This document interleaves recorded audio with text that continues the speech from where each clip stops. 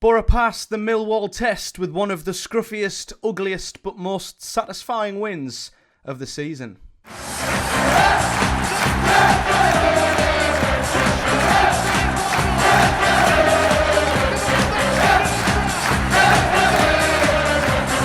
What is up, guys? Welcome back to Project Boro, the Boro reviewing show here on the channel, where we of course look back and review every single Boro game. And today we've got back to winning ways, thankfully, with back-to-back wins at the Riverside, edging out Millwall in Neil Harris's final game as manager by one single solitary goal to nil. And this was, well, it's not going to be on the end of season DVD, especially if Boro get themselves promoted. And in any other scenario to which Boro didn't win this game, honestly, the performance would have probably come under a huge amount of criticism and scrutiny, because this is one of them games where the result just means everything.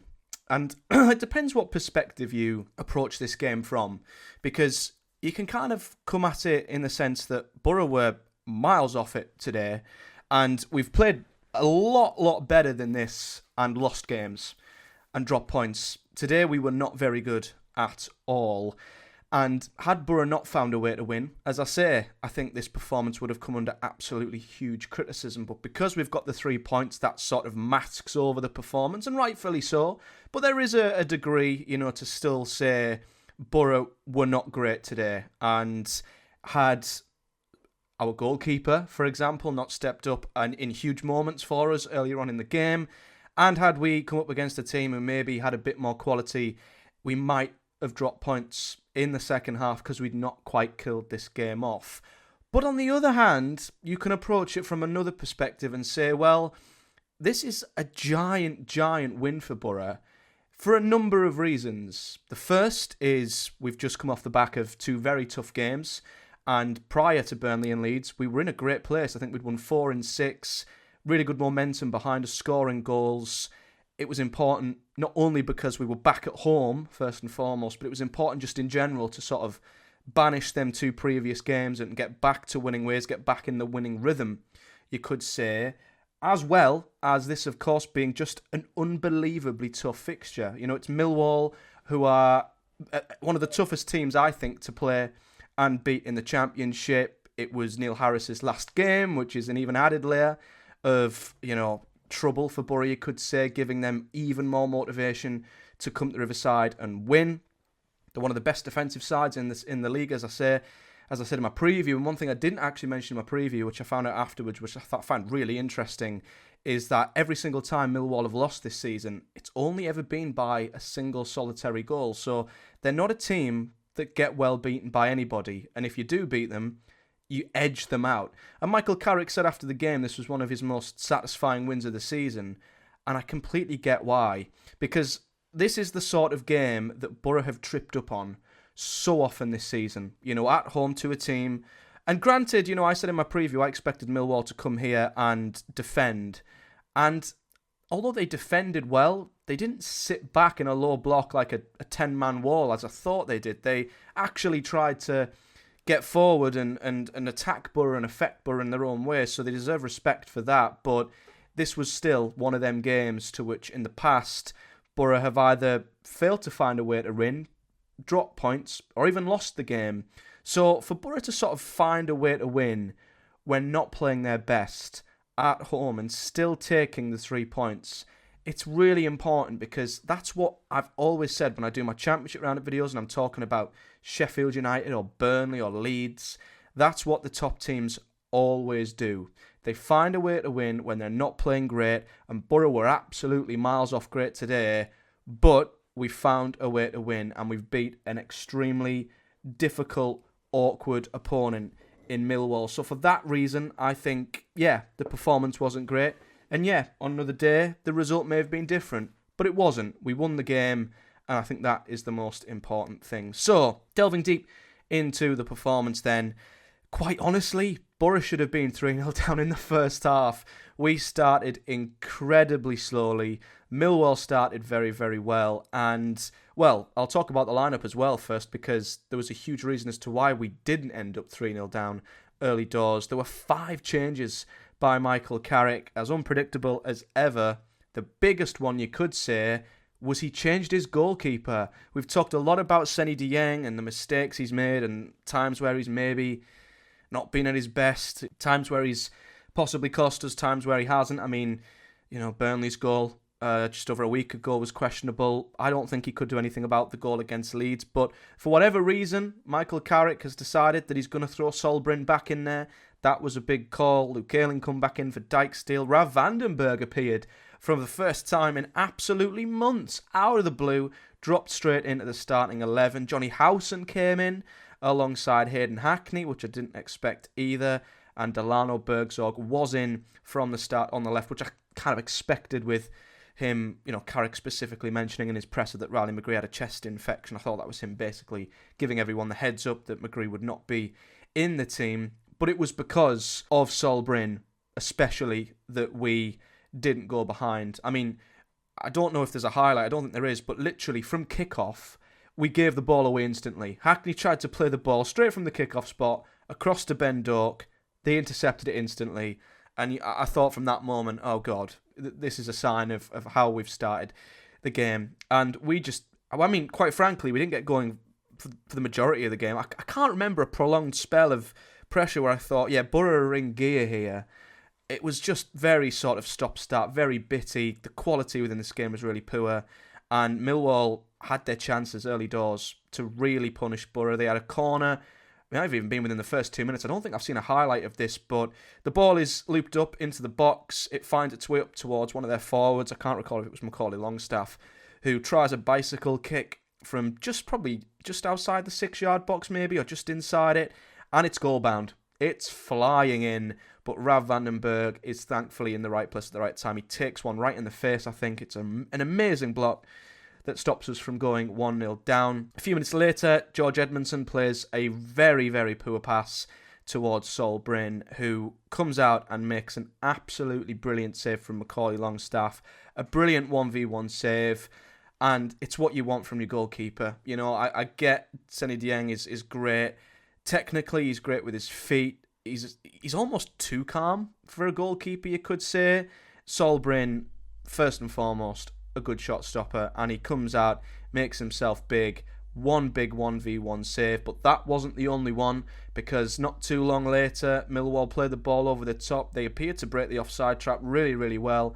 Aziz, I think, is the one who runs in behind. He's onside, and Sol Brynn is there again with another huge 1v1 save, and Boro are let off not once, not twice, maybe 3 times in the first 15 minutes, first 10 minutes. It's that quick. We could have been 3-0 down so quickly in this game, and we got let off, and it was all down to some incredible goalkeeping by Sol Brynn. And I said in the build-up, the early goal is going to be crucial in this game, and Boro didn't have many big moments of quality in this, but on 10 minutes, thankfully, we found one piece of quality, which ended up being the absolute difference, and it was some brilliant link-up play between Azaz and Lath. Hackney breaks the lines, plays the ball in. I think Lath lays it off to Azaz on his bike straight away, in behind. Azaz finds him.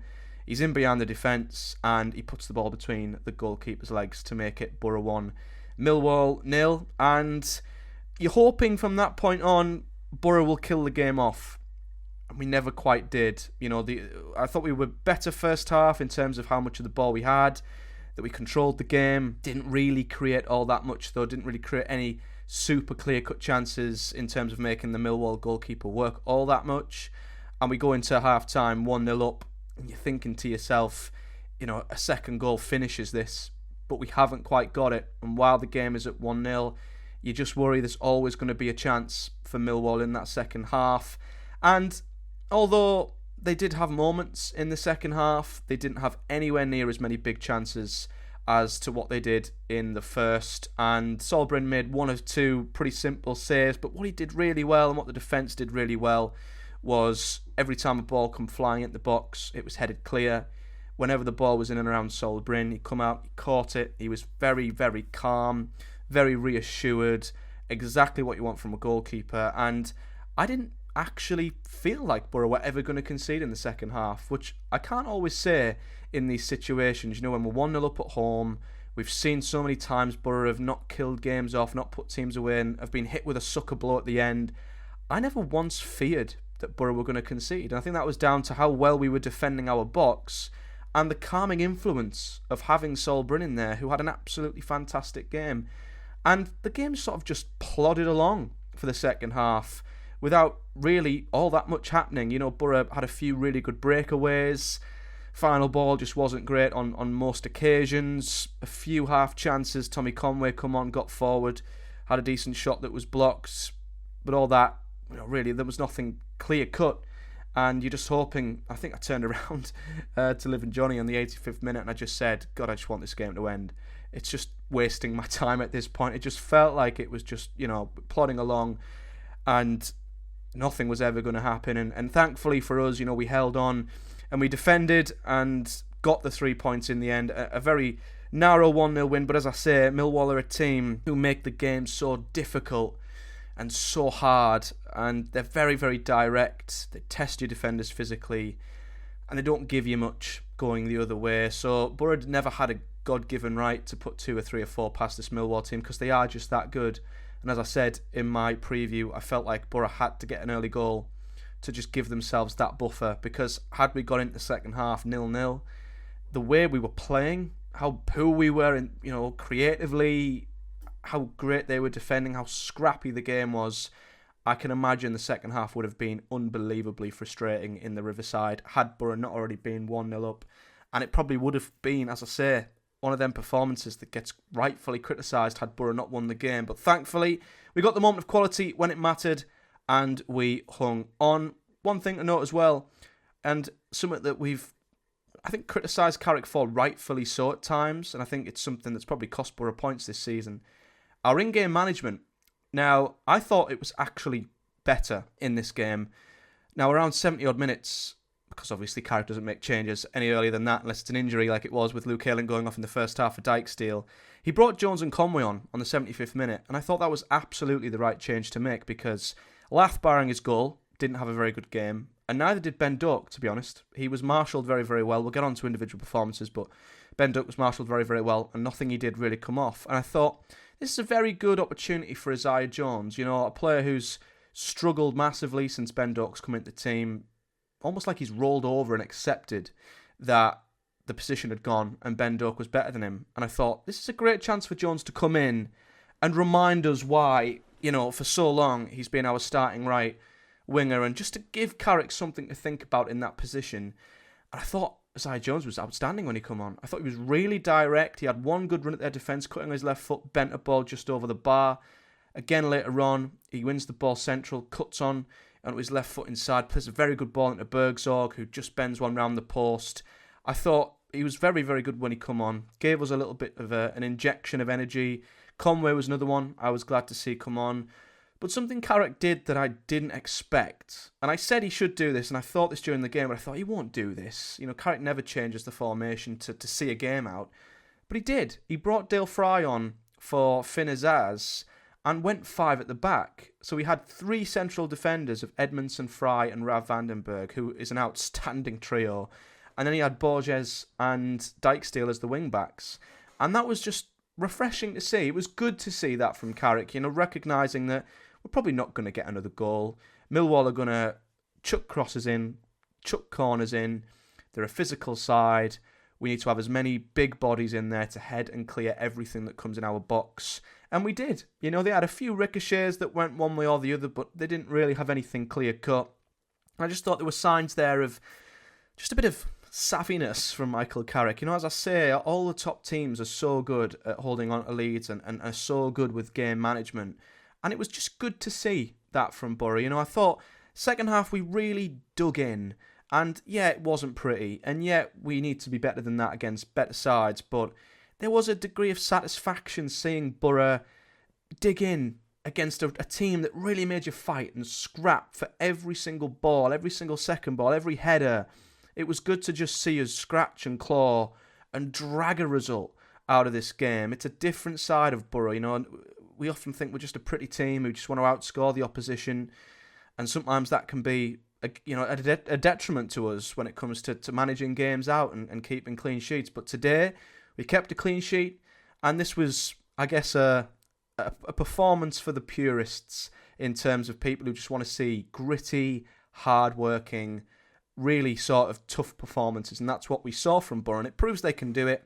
And thankfully, we held on in the end. Now, going into Boro's team, I could run through every single player, but there were more average to poor performances out there than there were good ones. So I'm just going to point out the players who I thought were very, very good and deserve praise. First of all, Solbrin, as I say, I think it's his shirt to lose.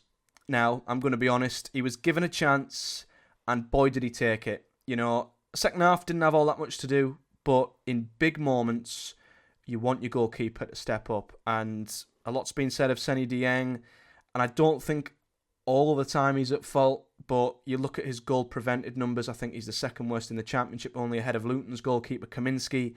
So he's not a great shot stopper. He always has a mistake in him.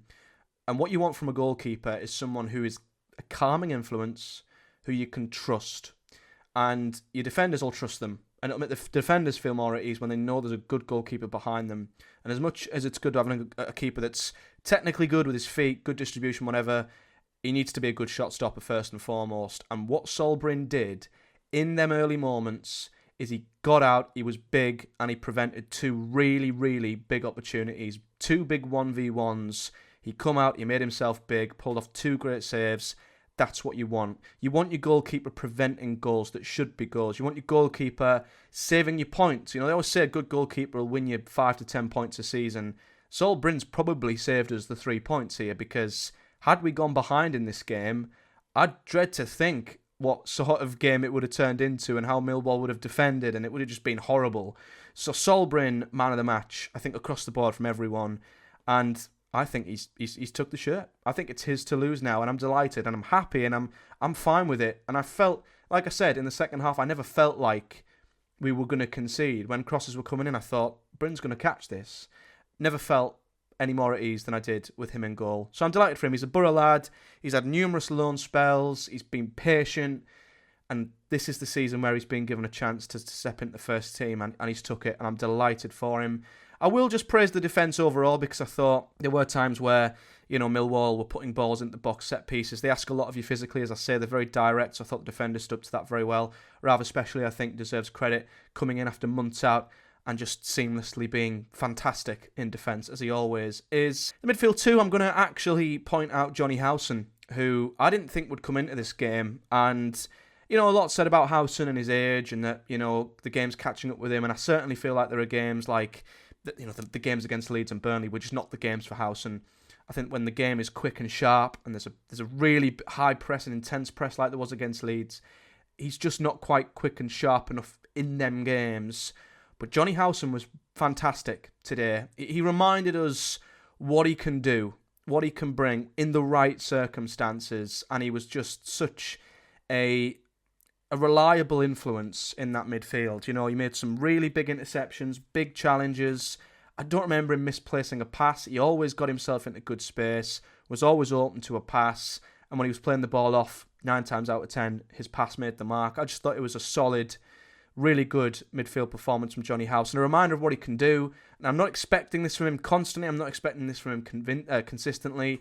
I don't think he's got it in him to play as consistently as he once did. But when asked to come up and step up, if he wants to come in and play like this, no questions asked. You know, it was a very good performance from Johnny Howson. And then out of the attacking players, you know, although Lath and Azaz sort of combined for the goal, didn't really see much else from the pair of them today. I don't think they had a great game. Ben Doak didn't have a great game either.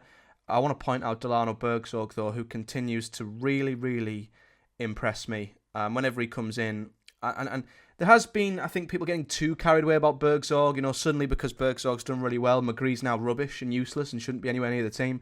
Riley McGree is still one of the best technically gifted footballers we have, and he will still be pivotal for this team.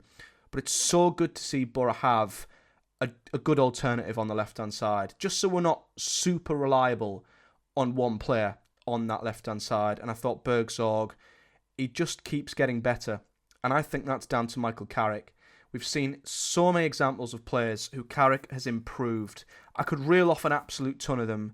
Bergzorg's another one on that list who's just getting better under Carrick. He still has that edge to his game. He's incredibly skillful and a joy to watch at times. You know, when he receives the ball, he's so strong. He can beat a player so easily. He gets you off your seat. But what he's added to his game is decision-making. Now, it's not always perfect, but he now knows when to lay the ball off. He now plays the simple pass when it's the best time to do it. He doesn't try and do too many tricks most of the time. And I'm seeing improvements from him, and I think he's winning fans over. I'm really, really happy with Delano Bergsorg, and he did really, really well once again here. And as I mentioned earlier, of all the players who come off the bench, Isaiah Jones deserved special credit because I thought he had a really good influence on the game. And on to the stats, and no surprise to see that Boro dominated possession against Millwall, who do have the lowest average possession numbers in the Championship. But what I found really interesting, and I noticed this after I'd recorded my preview, and I've created a graph. It'll be on screen for you guys now if you're watching on YouTube. I basically looked at how much possession Boro have had in each of our 11 home games in all comps up until this point. And there's a real interesting correlation of the games where Boro have more of the ball, or should I say the games where Boro are allowed more of the ball, we actually don't win. We've found ways of not only drawing, but losing quite a lot of games at home when we've dominated the ball. And I was really worried going into this game that if Millwall just let us have the ball, we'd see the same again. We've actually won more games with 50 or less % possession at home than we have with more than 50% possession. So I think for Boro to have so much of the ball and still find a way to win might sound weird, but given the trend that I've noticed from Boro's home games this season, it's actually good to see us again convert what previously would have been an awkward fixture into a victory.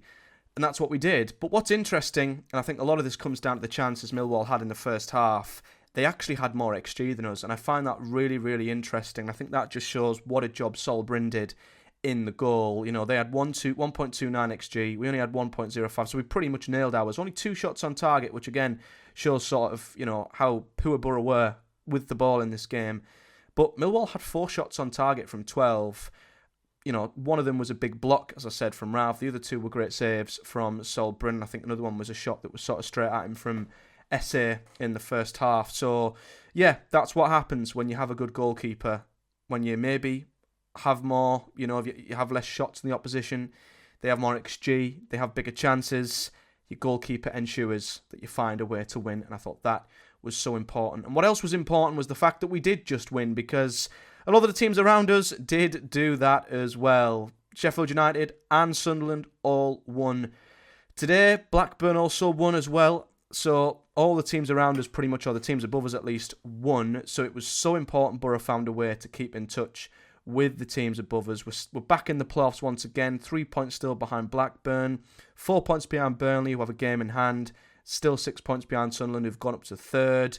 But West Brom and Watford play each other tomorrow, or today, if you're recording this or watching this on Sunday. So one of the two, if not both, are going to drop points, which is really important for Boro. So that might just help us hold on to 6th spot for now. But as I've said time and time again, Boro have got to be winning the home games. These are the games where we've dropped points previously. So to see us sort of buck the trend and pick up the 3 points is really, really important. And it's good because the spell of games we've got, you know, so many of them are winnable. You know, Plymouth away, they're absolute shambles. Sheff Wed at home. Hull away on New Year's Day. Cardiff at home. You know, there's 4 of the next 5 games. Take out the Burnley home game. You've got to say are all incredibly winnable. And even after the FA Cup game, you know, going down to Pompey, it will be tough. But again, where they are, you'd expect Boro to win. So up until mid-January, Boro should hopefully go on a decent run, winning the majority of the games, and hopefully picking up points in the games that we don't win, which might go a long way in solidifying our place in the playoffs. But yeah, it's the start of a good run for Boro, start of an important run, and I think getting that run going and coming off the back of the Leeds and Burnley games with a win, massively, massively important. So yeah, not a pretty win, probably the most ugliest win we've had all season, and we've played miles better than that and lost. But it's a results business, and Boro found a way, and I'd like to think we can use that more gritty, you know, hard-fought, battling sort of, you know, type of performance in games going forward when we might need it in the future. So hopefully that's an added sort of string to our bow, you know, an added weapon in our armoury, you could say, going forward. But I'll be back sometime next week for the next preview, looking ahead to the Plymouth game, a long old trip for Boro this time next weekend down to the team who I think are the worst in the Championship. We will be previewing that in detail, obviously looking into Plymouth, looking at their stats, their team. We'll be previewing that as we always do, so check that out on the channel when it drops. And if you want to see that and you've not subscribed yet, then subscribe and hit the bell too, so you're notified so you never miss when a video drops, as we do preview and review every single Boro game here on the channel. But other than that, support the video by giving it a big fat like on YouTube. Leave me a comment in the section below with your thoughts on this video and your thoughts on the performance, and you know what positives and maybe negatives you can take, or cons for Boro to improve on from this game. And I'll be back, as I say, midweek to preview the Plymouth game, where hopefully Boro can get over another potential banana skin and get another really good winning run going. But until then, guys, do take care. Thank you very much for watching, and I'll see you all in the next one.